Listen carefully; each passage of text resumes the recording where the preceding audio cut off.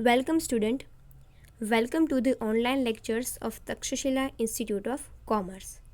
First of all, I introduce myself. I am Riddhi Jani.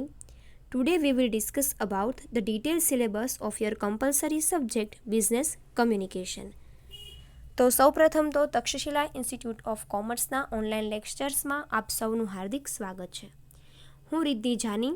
આજે આપણે તમારે આવતો કમ્પલસરી સબ્જેક્ટ બિઝનેસ કમ્યુનિકેશન એટલે કે બીસી સબ્જેક્ટના ડિટેલ અભ્યાસક્રમ વિશેની ચર્ચા કરવાના છીએ.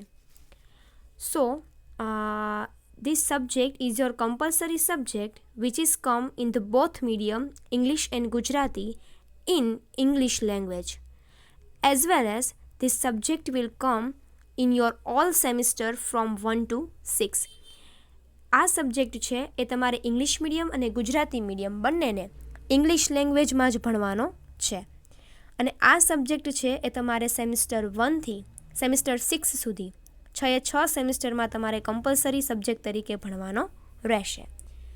તો first of all we will start from your unit number 1, એટલે કે આપણે સૌપ્રથમ શરૂઆત કરશું યુનિટ નંબર 1થી. તમને બધાને ખ્યાલ જ છે કે તમારે દરેક સબ્જેક્ટમાં 4 યુનિટ આવે છે. All your subjects is divided into your 4 units, કે તમારા દરેક સબ્જેક્ટ છે એ 4 યુનિટ્સમાં ડિવાઈડ થયેલા છે, વહેંચાયેલા છે.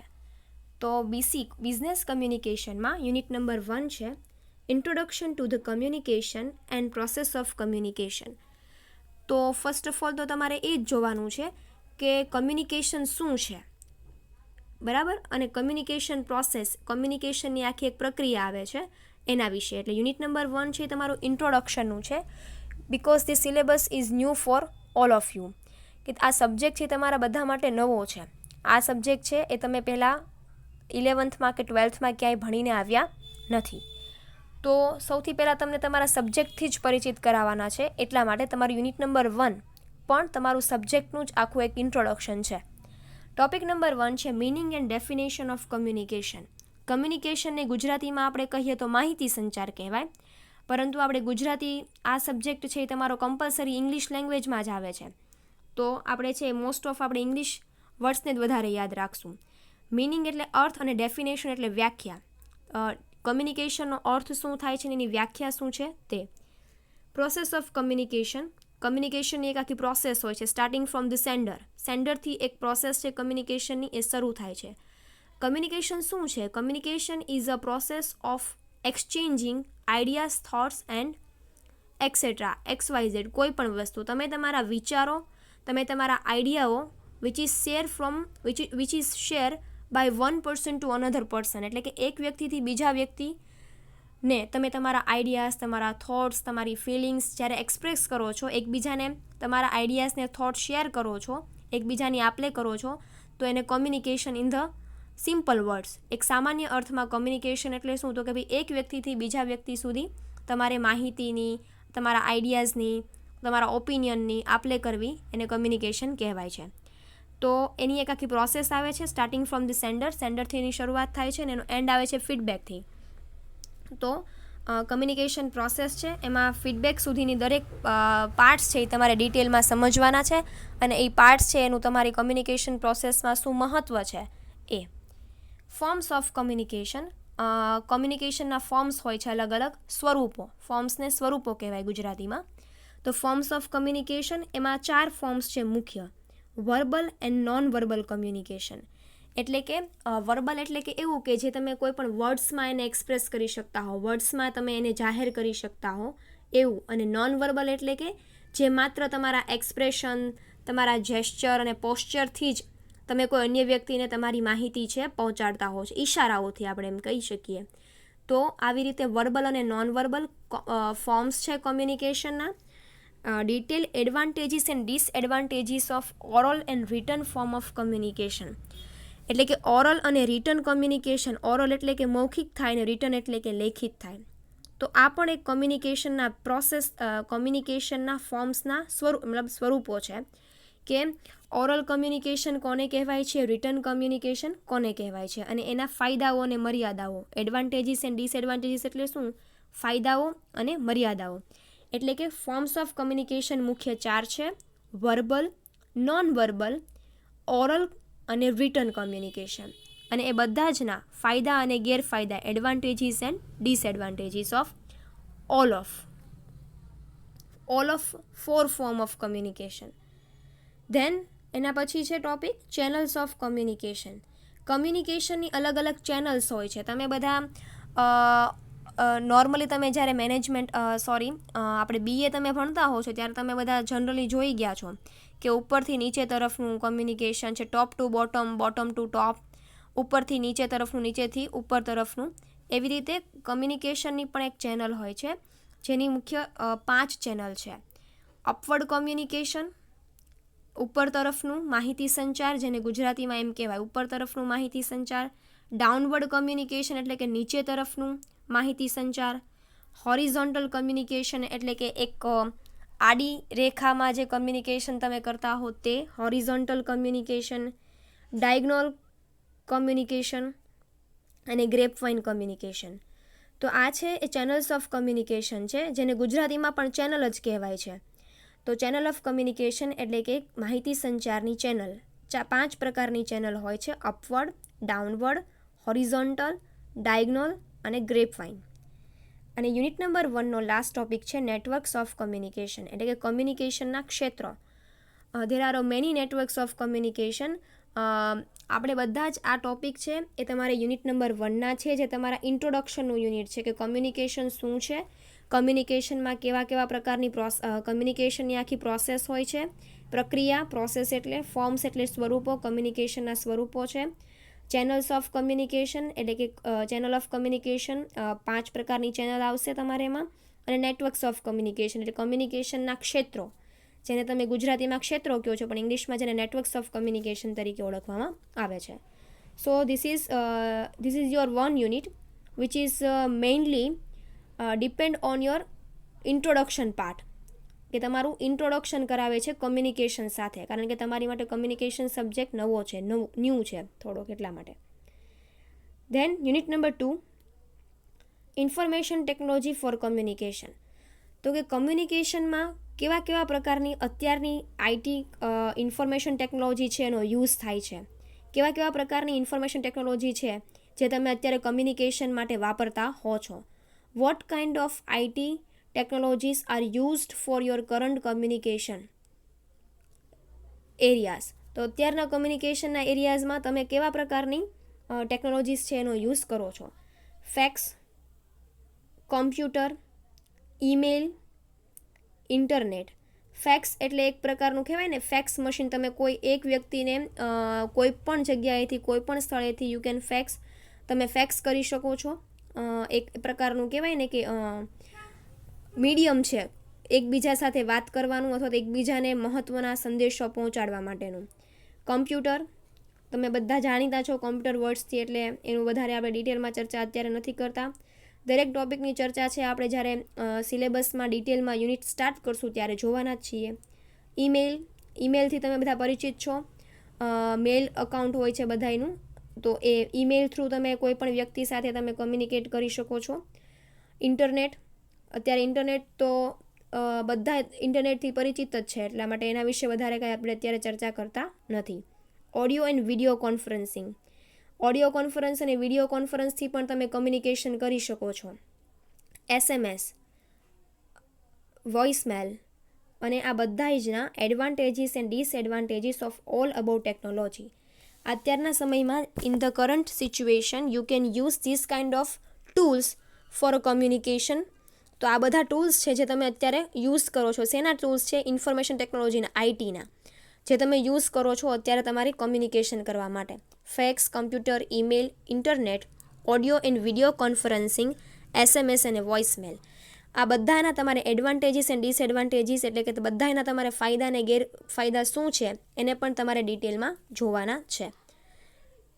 ધેન છે mass media communication. Mass media communication શું છે? એક સાથે ઘણા બધા વ્યક્તિઓ સાથે તમે કમ્યુનિકેટ કરી શકો છો. ઇન અ ગ્રુપ કહેવાય ને કે એનો એક મોટો સમૂહ હોય, એક કરતાં વધારે વ્યક્તિઓ સાથે જ્યારે તમારે કોઈ પણ માહિતીની આપ-લે કરવી હોય, કોઈ પણ ઇન્ફોર્મેશન એક્સચેન્જ કરવી હોય, લાર્જ નંબર ઓફ પીપલ, એક કરતાં વધારે વ્યક્તિઓ સાથે તમારે જ્યારે આ બધા આ કોમ્યુનિકેશન કરવું હોય, કોઈ મેસેજ આપવો હોય, ત્યારે માસ મીડિયા કોમ્યુનિકેશન છે એ આપણે યુઝ કરીએ છીએ. પ્રિન્ટ મીડિયા એટલે કે તમે ઘણી વખત તમારો કોઈ એક પ્રોપર મેસેજ હોય ને તમે પ્રિન્ટ મીડિયા થ્રુ દરેક વ્યક્તિને છે આપી શકો છો.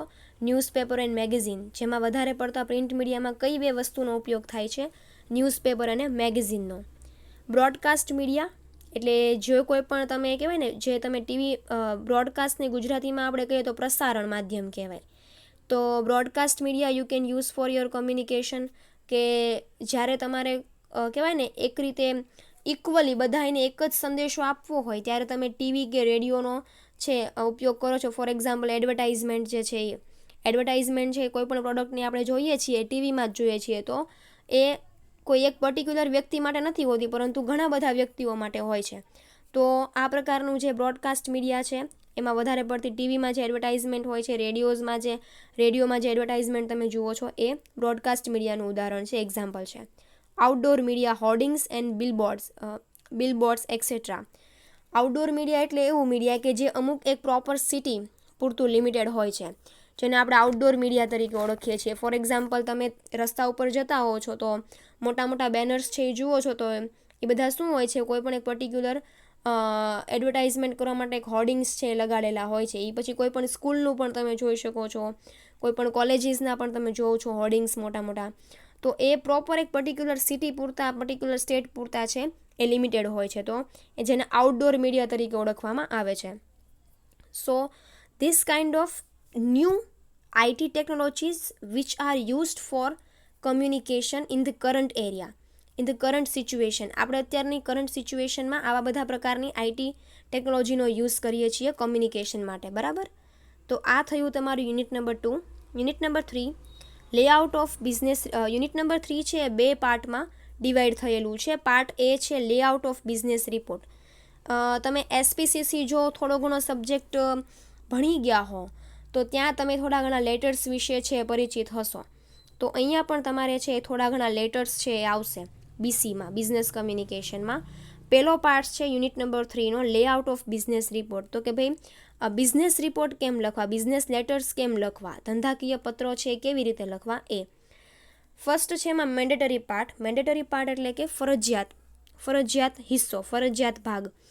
તો ફરજિયાત ભાગમાં અલગ અલગ કહેવાય ને કે આખું ફોર્મેટ આવશે, એક આખું લેઆઉટ આવશે કે એક બિઝનેસ રિપોર્ટ છે એ કેવી રીતે લખવો. તો ફર્સ્ટ છે લેટર હેડ, એટલે કે એનું જે ફર્સ્ટ ઉપર જે લેટર હેડ હોય, હેડિંગ્સ હોય, હેડ એ ડેટ, તારીખ, ઇનસાઇડ એડ્રેસ એટલે કે આંતરિક સરનામું, જેને ઇનસાઇડ એડ્રેસ કહેવાય છે. પછી છે સેલ્યુટેશન એટલે કે ફોર એક્ઝામ્પલ આપણે બિઝનેસ રિપોર્ટ લખતા હોઈએ તો એમાં આપણે ડિયર મેમ કે ડિયર સર એવું સેલ્યુટેશન ન હોય. એટલે જે તમે એને કહેવાય ને કે એક પ્રકારે સેલ્યુટેશનને ગુજરાતીમાં આપણે કેવું હોય તો એક પ્રકારે એવું કહેવાય કે કહેવાય ને એ લોકોને સંબોધન કેવી રીતે કરવું, સેલ્યુટેશન એટલે.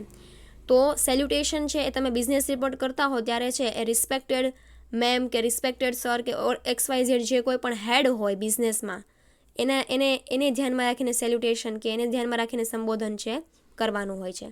બોડી ઓફ લેટર એટલે કે મેઇન પાર્ટ તમે શેના માટે લેટર લખો છો, જેને બોડી ઓફ લેટર કહેવાય છે.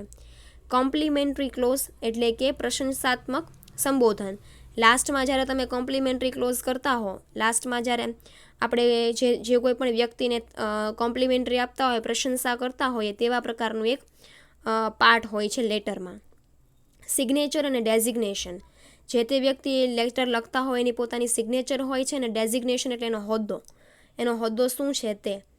So this is the mandatory part, એટલે કે કોઈ પણ બિઝનેસ લેટરમાં આટલા પાર્ટ્સ છે એ ખૂબ ઇમ્પોર્ટન્ટ છે.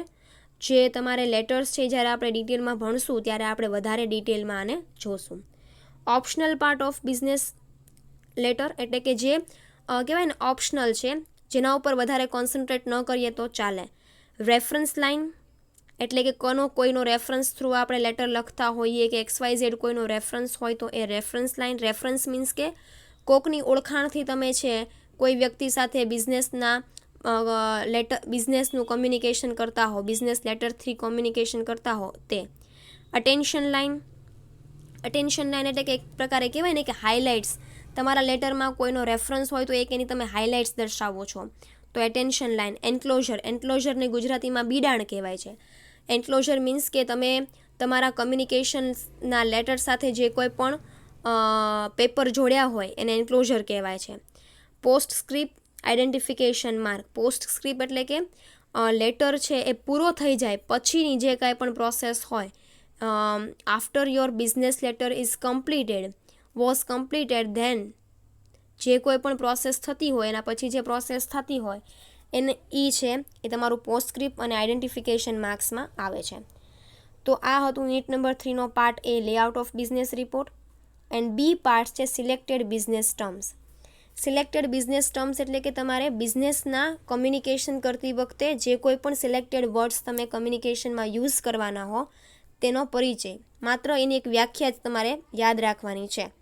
તો આટલા છે એ 20 વર્ડ છે અલગ અલગ જે તમારા સિલેક્ટેડ બિઝનેસ ટર્મ્સ છે, જે તમારે કમ્યુનિકેશન કરતી વખતે તમારે આ બધા સિલેક્ટેડ ટર્મ્સનો તમે એક યા બીજી રીતે ગમે ત્યાં ઉપયોગ છે કરશો કે થશે એમ, જેની માત્ર તમારે વન લાઇનર ડેફિનેશન જ આવશે, બહુ ડિટેલમાં નથી આવતું, ખાલી એક વન લાઇનર ડેફિનેશન, એક લાઇનની ડેફિનેશન જ તમારે યાદ રાખવાની છે.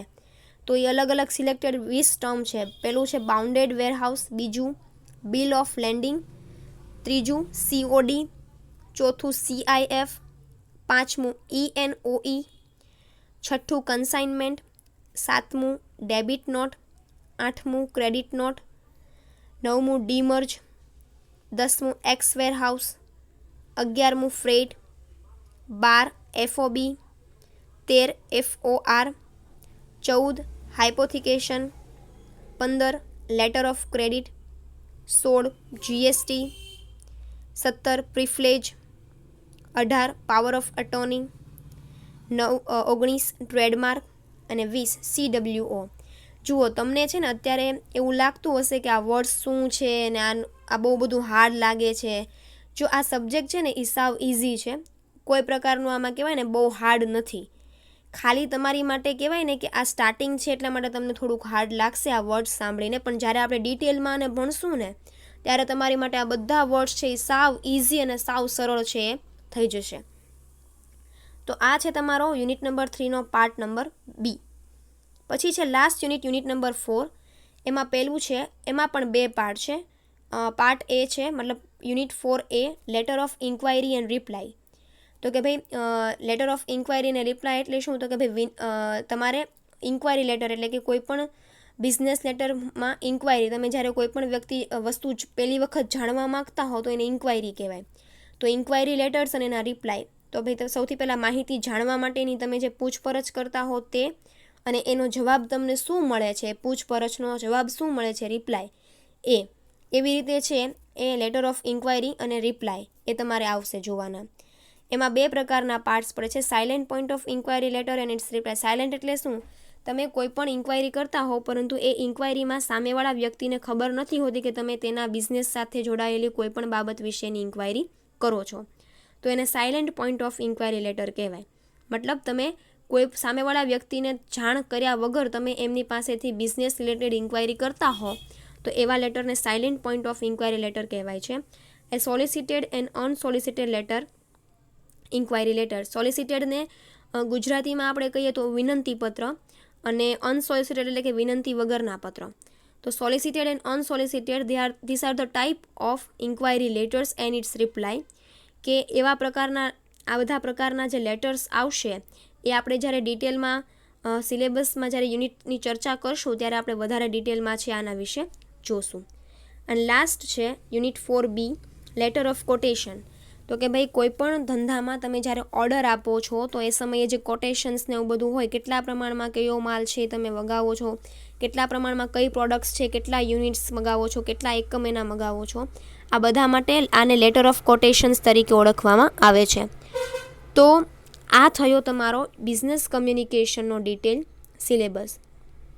સબ્જેક્ટ છે એ સાવ ઇઝી છે, ભલે ઇંગ્લિશમાં હોય, ઇંગ્લિશ અને મીડિયમ અને ગુજરાતી મીડિયમ બંને માટે આ સબ્જેક્ટ છે ઇંગ્લિશ લેંગ્વેજમાં જ ભણવાનો છે, બટ બહુ ઇઝી છે, બહુ હાર્ડ નથી. એટલે એક રીતે કહેવાય ને કે તમારી માટે નવો છે, પરંતુ એટલો ઇન્ટરેસ્ટિંગ પણ છે ને આપણે એટલી ઇઝી રીતે આને ભણશું કે તમને હાર્ડ નહીં લાગે.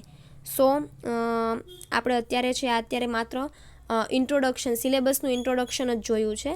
આગળ છે આપણે યુનિટની ચર્ચા છે નેક્સ્ટ લેક્ચરમાં. યુનિટ નંબર 1થી છે તમારું બિઝનેસ કમ્યુનિકેશન છે આપણે સ્ટાર્ટ કરશું. આઈ હોપ કે તમને બધા એને સમજાઈ ગયું હશે.